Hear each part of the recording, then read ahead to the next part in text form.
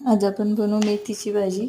त्यासाठी आपण लसूण सोलून घेतलेला आहे, तो बारीक अशा पद्धतीने कट करून घ्यायचा. हेल्दी फूड यूट्यूब चॅनलमध्ये तुमचं स्वागत आहे. अशा पद्धतीने लसूण कट केल्यावर मेथीची भाजी पण छान धुवून कापायची.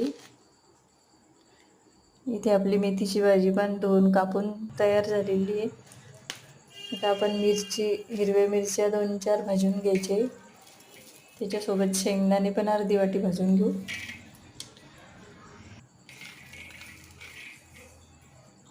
आणि मिक्सरमधून बारीक करून घ्यायचे. आपल्याला थोडं जाडसरच ठेवायचं, जास्त बारीक नाही करायचं.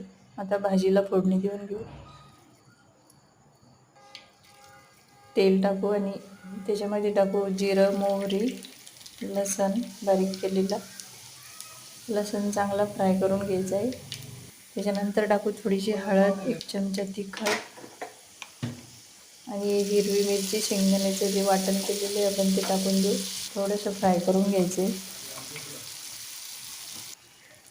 आणि त्याच्यानंतर टाकू थोडंसं चवीनुसार मीठ आणि बारीक धुवून कापलेली मेथी टाकून देऊ.